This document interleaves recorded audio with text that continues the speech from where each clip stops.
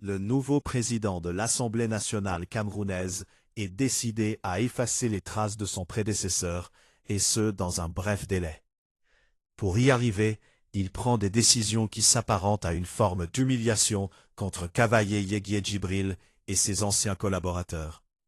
C'est la confusion totale à l'hémicycle de Goa Ekele depuis l'élection du nouveau président de cette auguste chambre parlementaire.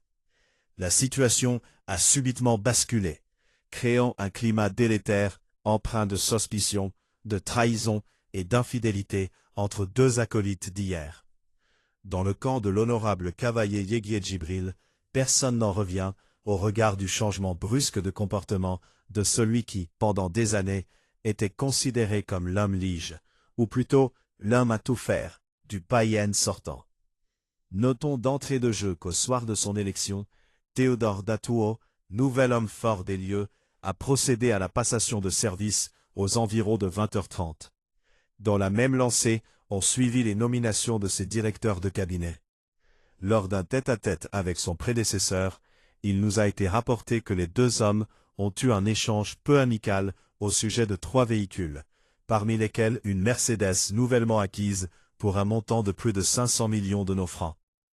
Théodore Datuo aurait exigé pince sans rire la restitution de tous ces véhicules, et ce malgré les supplications de son grand boss d'hier. Autre fait marquant qui alimente les conversations dans les couloirs du cabinet de l'ex-président, les multiples lettres parvenues en cascade, 7 au total, en l'espace de 48 heures. Dans ces courriers, on exigerait de certains responsables qu'ils libèrent leur bureau dans les plus brefs délais. Pour d'autres, il serait question de procéder, rubis sur l'ongle, à l'inventaire des véhicules en leur possession. Le cas du DIRCAB, directeur de cabinet sortant, est aussi cité. Il s'est vu totalement délesté de sa sécurité.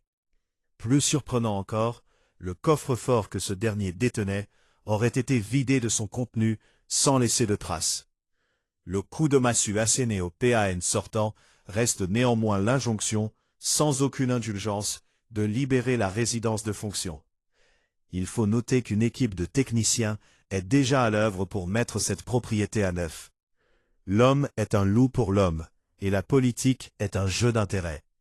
On peut s'interroger lorsqu'on connaît la proximité qui a toujours lié ces deux hommes, au point de se partager l'exclusivité des marchés de cette institution. La construction du nouvel immeuble siège en dit long. Il se raconte d'ailleurs qu'ils s'y sont constitués un bas de laine à couper le souffle.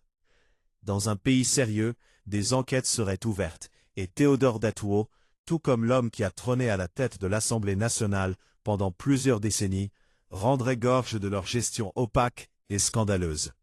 Malheureusement, le Cameroun reste le Cameroun. Et qui osera nier que nous sommes un continent ?